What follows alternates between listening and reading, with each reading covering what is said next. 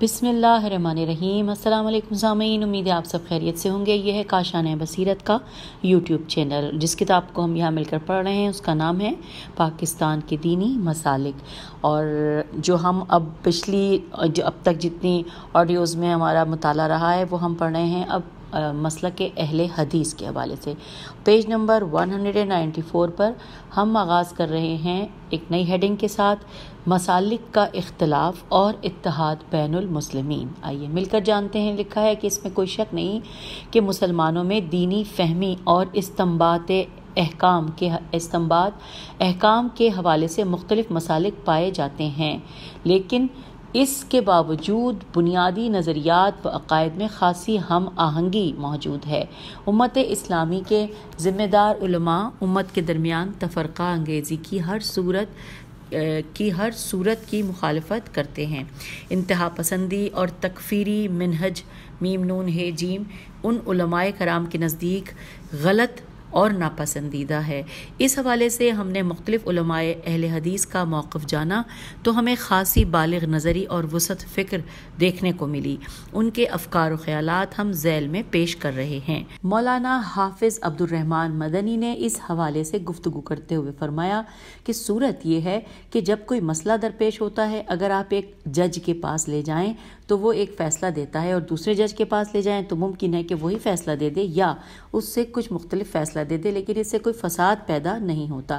اسی طرح جب کسی کو کوئی مسئلہ درپیش ہوتا ہے، وہ درپیش مسئلے میں کسی عالم کی طرف رجوع کرتا ہے تو کوئی فساد پیدا نہیں ہوتا، لیکن فساد اس وقت ہوتا ہے جب وہ اس سلسلے میں علمی میدان کے اندر مختلف فقہا کو لے کر آئے۔ جب وہ مختلف فقہا کو دیکھتا ہے تو اس کے اندر جو شخص وجہ کو دیکھتا ہے اسے اس اختلاف کی وجہ سمجھ میں آ جاتی ہے۔ وہ جان لیتا ہے کہ ایک نے یہ رائے اختیار کی تو اس کی وجہ یہ تھی، اور دوسرے نے یہ رائے اختیار کی تو اس کی وجہ یہ تھی۔ یہی وجہ ہے کہ امام ابو حنیفہ کا یہ قول ہے کہ کسی کے لیے یہ بات جائز نہیں کہ اس کو اگر میری وجہ علم کا علم نہ ہو تو وہ میرے قول سے فتویٰ دے، اور ان کے الفاظ یہ ہیں انورٹڈ کاما، کسی شخص کے لیے جائز نہیں کہ وہ میری گفتگو سے کوئی فتویٰ دے جب تک اسے میری دلیل کا علم نہ ہو، انورٹڈ کاما کلوز۔ اس سے وہ یہی بتانا چاہتے ہیں کہ جب وجہ معلوم ہو جاتی ہے تو پھر ائمہ کا اختلاف اصولی اختلاف نہیں رہ جاتا، وہ اصل میں یوں ہو جاتا ہے کہ ایک چیز کے کئی پہلو ہیں۔ ایک مسئلہ ایک وقت پیش ہوا تو اس وقت یہ پہلو ملحوظ رکھا گیا، دوسری دفعہ پیش ہوا تو اس وقت کوئی دوسرا پہلو ملحوظ رکھا گیا۔ ہم سمجھتے ہیں کہ مسلمانوں کا اگر یہ انداز ہوگا تو پھر اتحاد قائم ہوگا۔ اس میں اگر کوئی فقہی اختلاف ہو تو اس کی حیثیت بالکل وہی ہے جو عدالتوں کے فیصلوں کی ہوتی ہے، اس سے کوئی فساد پیدا نہیں ہوتا۔ اس کی وجہ یہ ہے کہ جب علمی اختلاف ہوتا ہے تو پھر اس میں شدت نہیں رہ جاتی۔ نیکسٹ پیراگراف میں لکھا ہے کہ بہت سے مسائل ایسے ہوتے ہیں جو کسی کی عقل اور علم سے بالا تر ہوتے ہیں۔ مثال کے طور پر نور و بشر کا مسئلہ ہے۔ اب ہم آگئے ہیں پیج نمبر 195 پہ۔ نور و بشر کا مسئلہ ہے، یہ اصل میں ہماری عقل سے بالا تر مسئلہ ہے، اسے عوام میں الجھا دیا گیا۔ جب اس کلامی مسئلے کو عوام میں الجھا دیا گیا تو ایک انتہا میں ایک گروہ ادھر اور ایک انتہا میں ایک گروہ ادھر کھڑا ہو گیا۔ حالانکہ آپ اگر غور کیجئے، یہاں پہ لکھا ہے گہرا غور، میں اسی کو پڑھتی ہوں۔ حالانکہ آپ گہرا غور کیجئے تو دونوں باتیں درست ہیں۔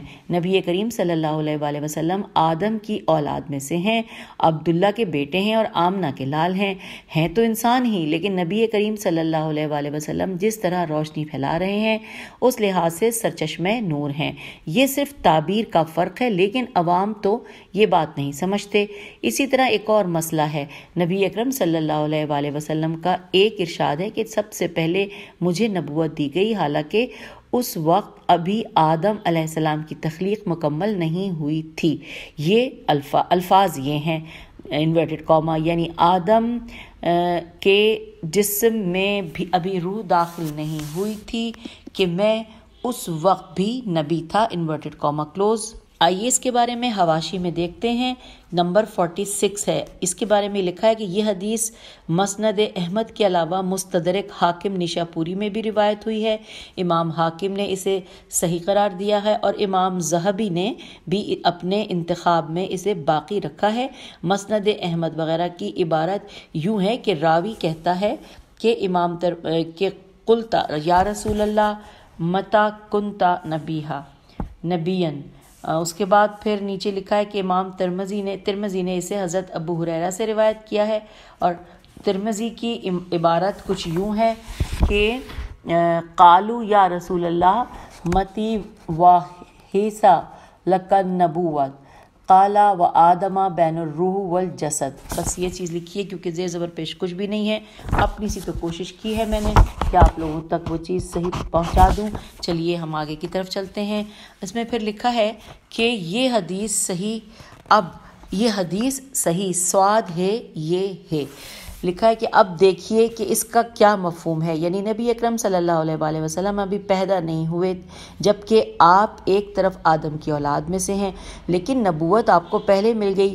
یہ ایسے ہے جیسے آدم کی اولاد میں سے کسی کی نبوت کا ڈکلیریشن ہو گیا۔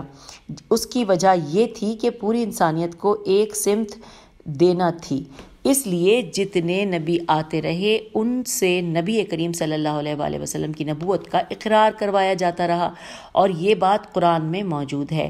ہوا یہ کہ عوام کو باریک مسائل میں الجھا دیا گیا، اور اس بنا پر عوام فتنے کا شکار ہو گئے، اور یہ سارا کام 1856 کے بعد ہوا ہے۔ اس سے پہلے یہ فتنہ تھا ہی نہیں۔ شاہ ولی اللہ سے پہلے سنی تھے، شیعہ تھے، صرف ایک خلافت کا مسئلہ اختلافی تھا۔ اس کی بنا پر 2 مکتب فکر تھے، لیکن فقہی اختلاف بہت کم تھا۔ مثلا جتنے اثنا عشری فقہ شافعی کے قریب ہیں اتنے حنفی فقہ شافعی کے قریب ہیں نہیں۔ اتنے میں دوبارہ پڑھتی ہوں کہ مثلا جتنے اثنا عشری فقہ شافعی کے قریب ہیں اتنے حنفی فقہ شافعی کے قریب نہیں۔ اچھا، پھر آگے لکھا ہے کہ فقہی اختلاف تو آپس میں ہے ہی بہت کم، اس لیے یہ فتنہ سارا اس وقت پیدا ہوتا ہے جب ہم عوام کو اس فتنے میں الجھا دیتے ہیں۔ یہ فرقہ بندی ضد سے پیدا ہوتی ہے، علماء کی باتیں ہوتی ہیں، وہ عوام کو تقسیم کر دیتے ہیں۔ پھر لکھا ہے آگے کہ انہوں نے عبادات و معاملات کو الگ الگ کرتے ہوئے دونوں شعبوں میں قربت اور ہم آہنگی کا جائزہ لیا، اور انہوں نے مزید کہا کہ اہل حدیث، دیوبندی، بریلوی اور شیعہ کے اختلافات دراصل 3 چیزوں میں ہیں۔ عبادات میں وہ بھی کچھ جزوی اختلافات ہیں۔ سب کے نزدیک نماز میں پہلے قیام، پھر رکوع، پھر قوما اور قاف و میم ہے اور سجدہ ہے۔ تمام کے نزدیک 5 نمازیں ہیں۔ تھوڑا بہت اختلاف ہے، مثلا شیعہ کہتے ہیں کہ بغیر عذر کے ظہر اور عصر کو ملا کر پڑھ سکتے ہیں، جبکہ اہل حدیث کہتے ہیں کہ عذر کی صورت میں ملا کر پڑھ سکتے ہیں۔ اسی طرح دوبارہ میں جملے کو پڑھتی ہوں، تھوڑا بہت اختلاف ہے، مثلا شیعہ کہتے ہیں کہ بغیر عذر کے ظہر اور عصر کو ملا کر پڑھ سکتے ہیں، جبکہ اہل حدیث کہتے ہیں کہ عذر کی صورت میں ملا کر پڑھ سکتے ہیں۔ اس طرح کے معمولی، ہم آ گئے پیج 196 پر، اس طرح کے معمولی اختلافات ہیں۔ ہم نے ان اختلافات کو اہمیت دی ہوئی ہے، حالانکہ تعمیر مملکت یا تعمیر ملت کے اندر ہمارے اجتماعی معاملات آتے ہیں۔ ہمارے اجتماعی امور یعنی ہماری معاشرت، ہماری معیشت، سیاست اور قانون، یہ امور نظام اسلامی سے متعلق ہیں، تو پھر ہم نظام اسلامی میں اکٹھے کیوں نہیں ہو جاتے، جبکہ یہاں کوئی بھی فقہی اختلاف نہیں ہے۔ اس پر پہلے اکٹھے ہوں، جب اس پر اکٹھے ہو گئے تو اس کے اثرات باقی چیزوں پر بھی پڑیں گے۔ یہاں پر اب ہم نیکسٹ پیراگراف پڑھنے جا رہے ہیں۔ لکھا ہے میرے اندر ایک جذبہ ہے کہ کاش ہم زبان سے اتحاد ملت کی بات کرنے کے بجائے اس کا عملی مظاہرہ کریں، اور میں خود ایسا ہی کر رہا ہوں۔ تمام مکاتب فکر کی نمائندگی پر مشتمل ادارے بنانے میں میرا نمایاں کردار ہے۔ میں سمجھتا ہوں کہ مسلمانوں کے ہاں گروہ بندی بہت خطرناک ہے، اس لیے ہم تو تمام مکاتب فکر کے پیچھے خود نماز پڑھتے ہیں، اور جب وہ ہمارے یہاں آتے ہیں تو ان کو امام بناتے ہیں۔ نیکسٹ پیراگراف میں آگے چل کے لکھا ہے کہ پروفیسر ڈاکٹر سہیل حسن نے اپنے انفرادی جذبات اور اپنے والد گرامی قدر مولانا عبدالغفار حسن مرحوم کے واقعات حیات کے حوالے سے اس موضوع پر تفصیل سے اظہار خیال فرمایا۔ انہوں نے انتہائی سوز دل کا اظہار کرتے ہوئے فرمایا، آئیے پڑھتے ہیں، کہ اسلامی مسالک کے مابین اصل اختلاف تعویل و تفسیر کا ہے۔ تیلف واو یہ لام، تعویل و تفسیر کا ہے۔ ہم نے قرآن و حدیث سے ایک طرح سے حکم لیا ہے، ہم اس پر عمل کر رہے ہیں، دوسرے نے دوسری طرح سے لیا ہے، وہ اس پر عمل کر رہے ہیں۔ اس میں جتنی ہم آہنگی ہو سکتی ہے وہ اچھی ہے، اور جہاں نہیں ہو سکتی وہاں اپنے اپنے نقطہ نظر پر عمل کریں۔ اختلاف میں کوئی حرج نہیں، لیکن تناؤ، قتل و غارت اور تشدد کی کیفیت نہیں ہونی چاہیے۔ کسی کی تکفیر کرنا، تکفیر کرنا اور دوسرے کے قتل کے جواز کا فتویٰ دینا بالکل غلط طرز عمل ہے۔ ایسا کرنے سے منع کیا گیا ہے۔ فرمایا گیا ہے کہ اگر تم دوسرے کو کافر کہتے ہو تو تم دونوں میں سے ایک تو کافر ہے، اگر وہ نہیں تو پھر تم ہو۔ کسی کو کافر کہہ دینا کوئی آسان بات نہیں ہے، اسی لیے ایک مسلمان ریاست میں رہتے ہوئے اس طرح کی تکفیری منہج یا تکفیری طرز عمل انتہائی غلط ہے۔ منہج کے میم نون ہے جیم اور تکفیری تے کاف فے یہ رے چھوٹی ہے، طرز عمل انتہائی غلط ہے۔ نیکسٹ پیراگراف میں لکھا ہے کہ ریاست کو دیکھنا چاہیے کہ کوئی شخص حد سے بڑھ رہا ہے اور اس میں تکفیرانہ ذہنیت آ رہی ہے تو اس کا سدباب کرنا چاہیے۔ جب قانون کے اعتبار سے برابر ہیں تو کسی کو حق نہیں پہنچتا کہ وہ کہتا رہے کہ فلاں کافر ہے اور فلاں کافر ہے، اسے مار ڈالو۔ اس طرح تو ایک دوسرے کے خلاف جنگ برپا ہو جائے گی اور قتل و غارت بڑھے گی۔ یہ خطرناک طرز عمل ہے۔ اب ہم آگئے ہیں پیج 197 پہ لکھا ہے، میں کراچی میں بھی رہا ہوں اور 25 برس سے اسلام آباد میں ہوں۔ باہمی اختلافات کا ایسا کوئی مسئلہ نہیں تھا، اس کے اسباب پر غور کرنا چاہیے۔ نہ شیعہ سنی کا کوئی مسئلہ تھا، نہ حنفی، دیوبندی اور بریلوی تھا، سب مل جل کر رہتے تھے۔ کراچی میں شیعہ فیملی بھی ہمارے دوستوں میں سے تھی، آنا جانا لین دین چلتا رہتا تھا۔ ایسے تعلقات تھے کہ ہم نے کبھی سوچا بھی نہیں تھا یہ کچھ اور ہیں اور ہم نہیں تھا کہ یہ کچھ اور ہیں۔ ہم آپس میں بھائی بہن کی طرح تھے، ہم بچے اکٹھے کھیلتے تھے، خواتین کو خالہ ممانی کہتے تھے، بڑی محبت سے رہتے سہتے تھے۔ ان کی بچیاں بھی ہمارے گھر میں آتی تھیں، تہواروں کے موقع پر ایک دوسرے کو کھانا بھیجتے تھے۔ بعد میں معاشرے میں غلط چیزیں پیدا ہو گئیں۔ یہ امن اور آشتی کا معاشرہ تھا، اس کو ایسا بگاڑ دیا گیا کہ اب گویا ہم ایک دوسرے کے ساتھ بیٹھ بھی نہیں سکتے، ایک دوسرے کے ساتھ بات بھی نہیں کر سکتے۔ ایسی چیزیں کہاں سے آئی ہیں؟ نیکسٹ پیراگراف میں لکھا ہے کہ اتحاد کے لیے اسلامی نظریاتی کونسل کا فورم ایک اچھا، بڑا اور بہترین فورم ہے۔ اس میں سب کو مناسب نمائندگی دی جانا چاہیے۔ اب آگے نیکسٹ پیراگراف میں ہے کہ میرے والد اسلامی نظریاتی کونسل کے ممبر تھے، علامہ طالب جوہری بھی ممبر تھے۔ ایک مرتبہ میرے والد صاحب نے کہا کہ ایک رپورٹ ہے، اس سلسلے میں طالب جوہری صاحب سے ملنا ہے۔ میں انہیں لے گیا، وہ ہوٹل میں ٹھہرے ہوئے تھے، ملاقات ہوئی، اس موضوع پر ڈسکشن ہوئی۔ طالب جوہری صاحب کہنے لگے کہ میں سگریٹ پینے کا عادی ہوں لیکن مولانا کے احترام میں نہیں پی رہا۔ یہ ایک دوسرے کے احترام کی روایت تھی، والد صاحب کا خود جانا اور ان کا والد صاحب کے احترام میں سگریٹ نہ پینا، یہ باہمی احترام کی علامت تھی۔ نیکسٹ پیراگراف میں لکھا ہے کہ تمام مکاتب فکر کا آپس میں ایسا ہی تعلق قائم تھا، بریلوی، دیوبندی، شیعہ، اہل حدیث، سب کا باہمی احترام کا تعلق تھا۔ میرے والد صاحب فیصل آباد میں بھی رہے، وہاں بھی ان کا سب سے تعلق تھا۔ انہیں اس سلسلے میں تانے بھی سننے پڑتے تھے لیکن انہوں نے اس مشن کو نہیں چھوڑا۔ ان بزرگوں کے طرز عمل پر چلیں تو قربتیں پیدا ہو سکتی ہیں، مختلف چیزوں میں آپس میں ہم بات چیت کر سکتے ہیں۔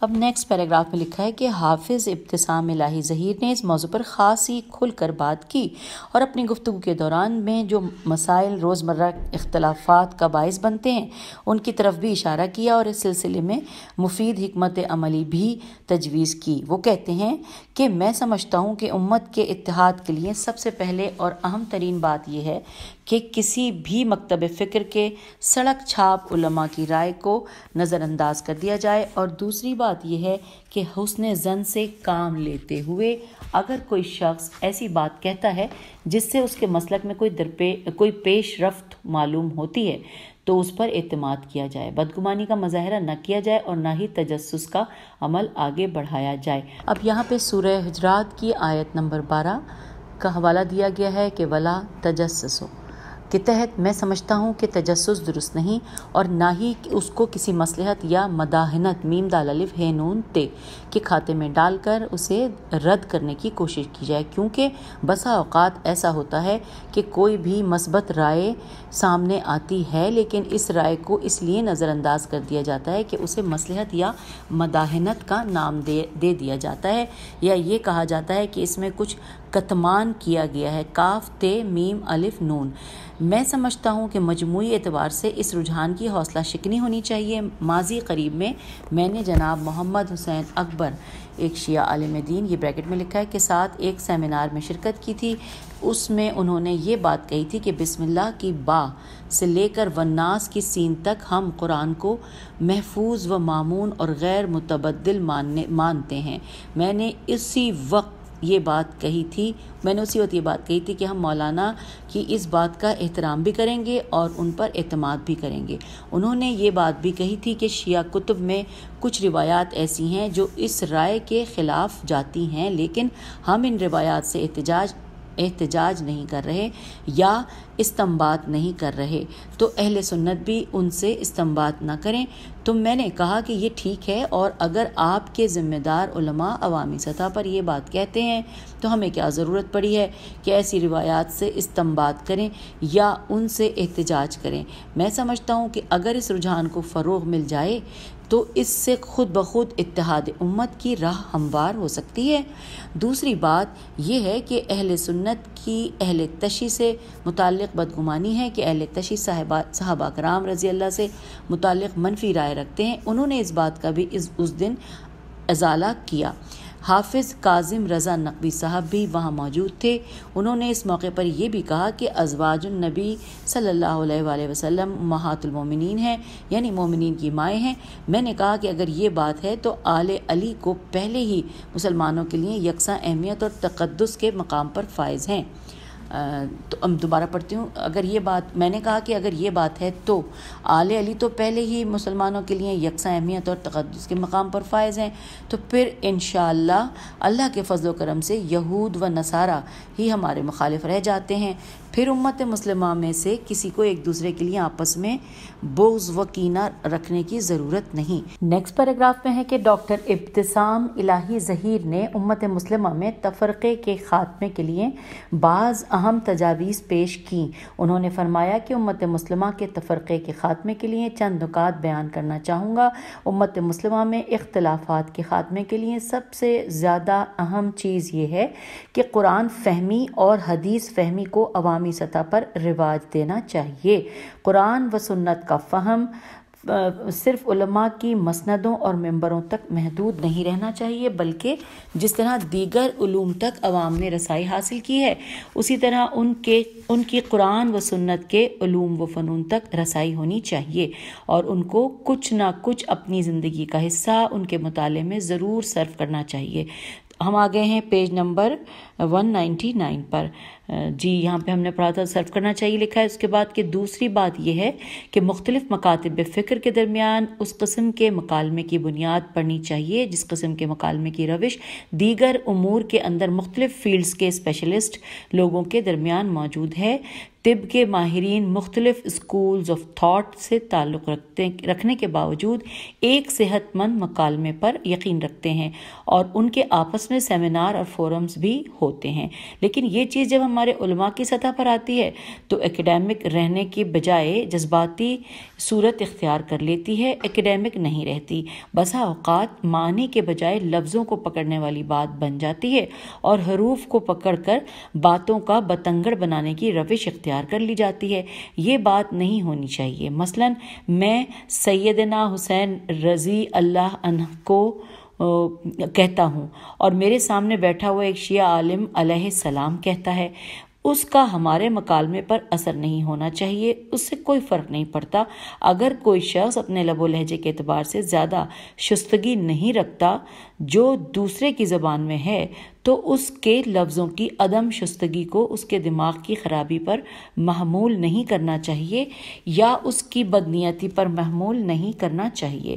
جب مکالمہ ہو تو سننے والوں کو دلائل کی روشنی میں مسئلے کو لینا چاہیے، صرف ظاہری احترام تک بات نہیں رہنا چاہیے۔ علمی مباحثے کو فروغ ملنا چاہیے، سمجھنے، سمجھانے اور سیکھنے سکھانے کا عمل آگے بڑھنا چاہیے، اور اس طرح مختلف کمیونٹیز میں انتہا پسندی کا خاتمہ ہو سکے گا۔ سیکھنے کے طور پر چھوٹے چھوٹے مسائل بھی زیر بحث آنے چاہیے، مثلا رفع یا دین کا مسئلہ ڈسکس ہو، یا آمین کا مسئلہ ڈسکس ہو، یا طلاق ثلاثہ کا مسئلہ ڈسکس ہو۔ اس سے فرق نہیں پڑے گا، بلکہ اس سے عوام میں شعور کی ایک سطح بھی بلند ہوگی اور عوام کو فیصلہ کرنے میں آسانی ہوگی۔ اسے انا کا مسئلہ بنانے کی ضرورت نہیں، اور ایک صحت مندانہ گفتگو جس طرح میڈیسن میں ہو سکتی ہے، انجینئرنگ میں ہو سکتی ہے، سوشل سائنسز میں ہو سکتی ہے، تو مذہب میں بھی اسے جاری رہنا چاہیے۔ تو اب ہم سامعین، ہم نے یہ پڑھنے کے بعد ہم آگے کی طرف چل رہے ہیں۔ اب اگلی ہیڈنگ آ گئی ہے کہ مسئلہ تکفیر، تے کاف فے یہ رے، جانتے ہیں۔ لکھا ہے شیخ عبداللہ بن عبد الحمید اثری، الف سے رے چھوٹی، نے اپنی کتاب الوجیز فی عقیدۃ السلف الصالحین اہل سنت والجماعت، میں نے پوری کوشش کر کے انورٹڈ کاما میں ان الفاظ کو بہتر سے بہترین آپ تک پہنچانے کی کوشش کی۔ آگے چلتے لکھا ہے کہ انہوں نے اس کتاب میں مسئلہ تکفیر کے بارے میں اپنا نظریہ تفصیل سے بیان کیا ہے۔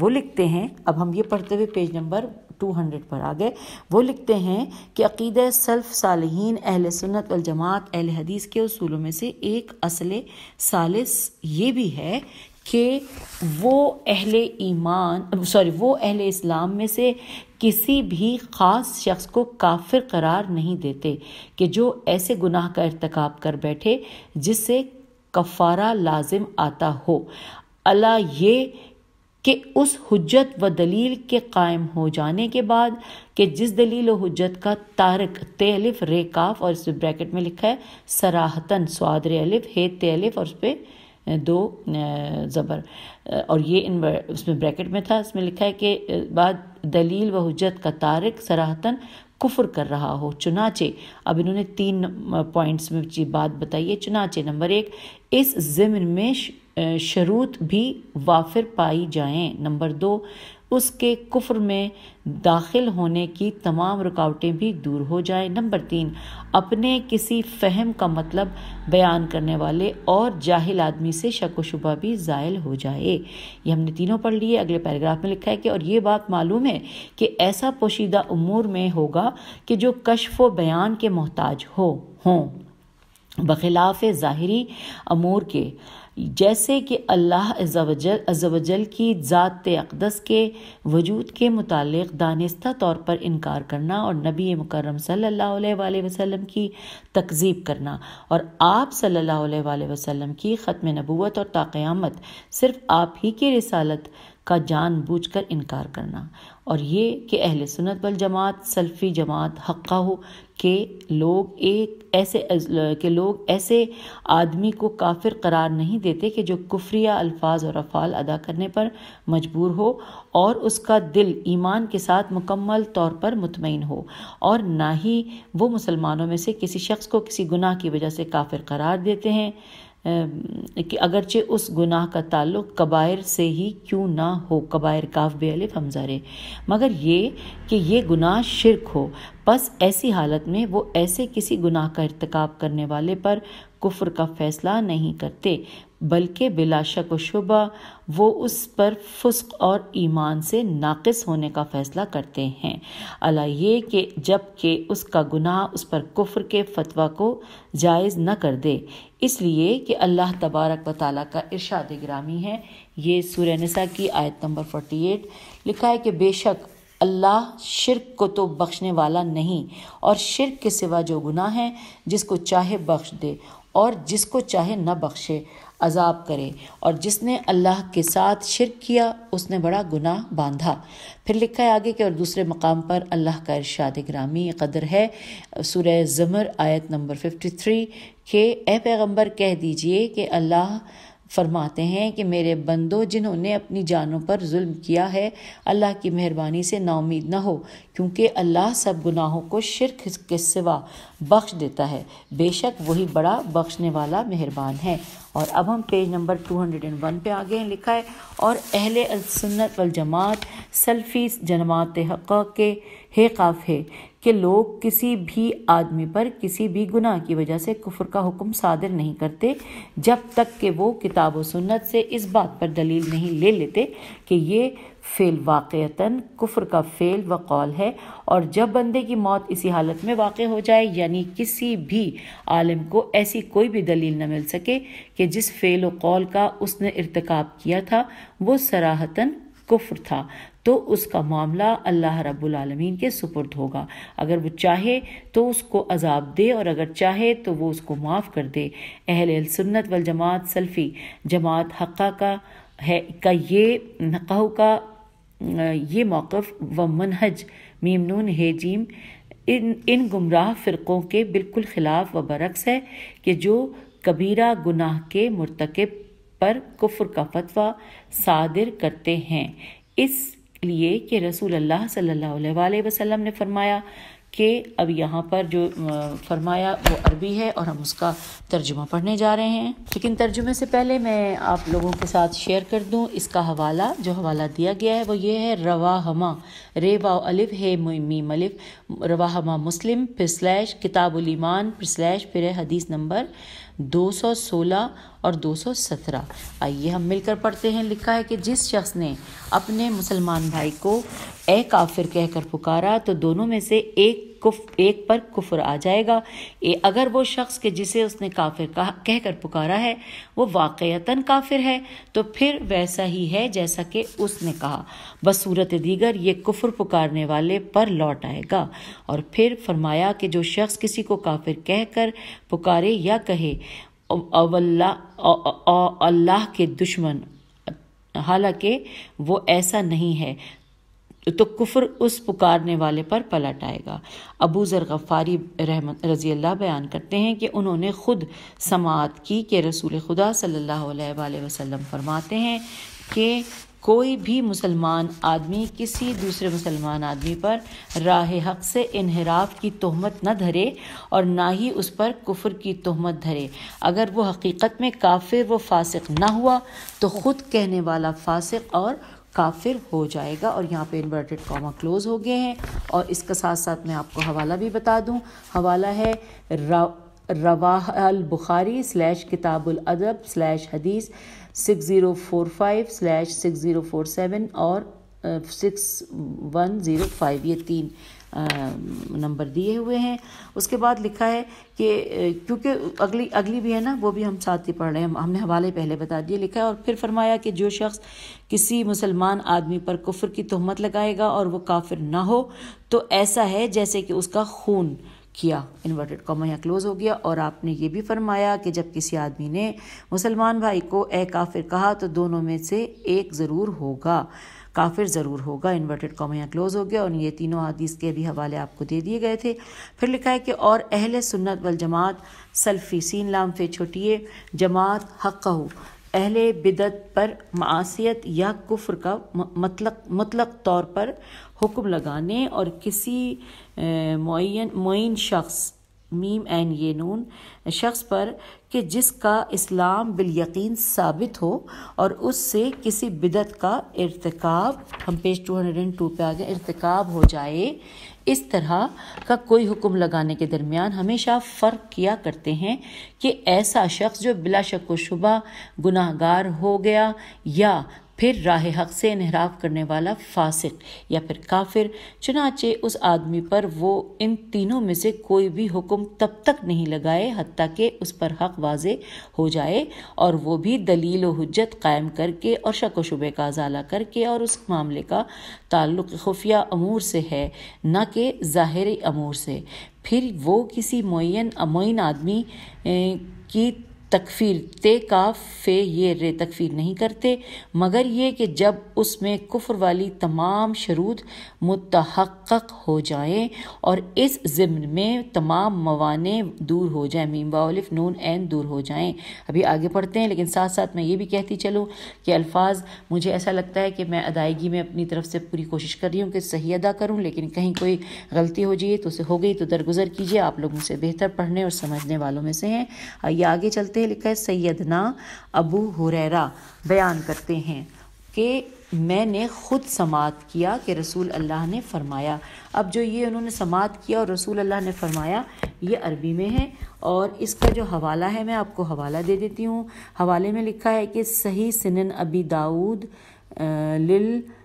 داؤد، اس کے بعد لکھا ہے لا لبانی، اصل میں یہ مکس تھوڑا سا نزدیک لکھے ہوئے لل البانی، پھر سلیش پہ لکھا ہے کتاب الادب، پھر سلیش پھر باب النون ہے، اچھا باب النہی عن البغی، حدیث 4901۔ یہ میں نے آپ کو 52 جو حواشی میں سے دیکھ کر تفصیل بتا دی ہے، اور اب ہم اسے پڑھ لیتے ہیں۔ ترجمہ۔ بنو اسرائیل میں 2 آدمی باہم بھائی بنے ہوئے تھے، ان میں سے ایک گناہ کا ارتکاب کر بیٹھتا تھا جبکہ دوسرا آدمی عبادت میں بہت محنت کرنے والا تھا۔ چنانچہ عبادت میں محنت کرنے والا اپنے دوسرے ساتھی کو ہمیشہ گناہ کرتے ہوئے دیکھتا تو اس سے کہتا کہ باز آ جاؤ۔ ایک دن اس نے اسے ایک گناہ کرتے ہوئے پکڑ لیا، اس سے وہ کہنے لگا کہ باز آ جاؤ۔ وہ شخص اس عبادت گزار سے کہنے لگا کہ آپ میرے اور میرے رب کے درمیان مداخلت نہ کریں، کیا آپ میرے اور اوپر نگراں بنا کر بھیجے گئے ہیں؟ وہ عبادت گزار کہنے لگا اللہ کی قسم اللہ تمہیں کبھی معاف نہیں کرے گا، یا اس نے یوں کہا کہ اللہ تعالیٰ تمہیں کبھی بھی جنت میں داخل نہیں کرے گا۔ اور پھر جب دونوں فوت ہو گئے تو وہ دونوں اللہ رب العالمین کے ہاں اکٹھے ہوئے۔ اللہ تبارک و تعالیٰ نے اس محنتی عبادت گزار سے کہا کہ کیا تجھے میرے متعلق علم تھا؟ یا تو اس پر کہ جو میرے ہاتھ میں اختیار ہے اس پر قدرت رکھتا ہے۔ اور پھر گناہگار سے فرمایا کہ جاؤ تم میری رحمت سے جنت میں داخل ہو جاؤ، اور دوسرے کے بارے میں فرمایا کہ اسے جہنم میں لے جاؤ۔ اب آگے لکھا ہے کہ سیدنا ابو ہریرہ فرماتے ہیں کہ اس ذات اقدس کی قسم کہ جس کے ہاتھ میں میری جان ہے، اس شخص نے ایک ایسی بات کی کہ جس نے اس کی دنیا بھی تباہ کر دی اور اس کی آخرت بھی۔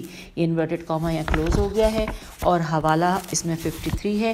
53 حوالے پہ لکھا ہے کہ اثری الف سے رے چھوٹی اثری شیخ قوما عبداللہ بن عبدالحمید، پھر اس کا لکھا ہے عقیدہ ایمان اور منہج الاسلام، پھر بریکٹ پہ لکھا ہے کہ ترجمہ ابو یحییٰ محمد زکریا زاہد، بریکٹ کلوز، پھر لکھا ہے بیچ میں سین، پھر دوبارہ بریکٹ میں لکھا ہے لاہور مکتبۃ الکتاب سن ندارد، اور پیج یہاں پہ بریکٹ کلوز ہو گیا، پھر لکھا ہے صفحہ نمبر 285 سے لے کر 290۔ تو یہ نمبر 53 آپ کی سماعتوں کی نظر کر دیا، اور اب ہم آپ سے اجازت چاہتے ہیں، اور اس کی وجہ یہ ہے کہ اگر ہم نے اگلا سٹارٹ لے لیا ہیڈنگ کے جو کہ ہے کلامی نقطہ نظر، اور اسی کے ساتھ پھر آگے ہے اجتہاد، اور یہ ظاہر ہے کافی اس میں اب کلامی نقطہ نظر بھی مکمل 2 صفحات پر ہے، تو اگر میں نے اس وقت آغاز کیا تو شاید میں اس کو اس ٹائم میں نہ مکمل کر سکوں، تو پھر آدھی بات رہ جائے گی۔ تو بہتر یہی ہے کہ ہم اگلی اپنی آڈیو میں اس سے آگے چلیں اور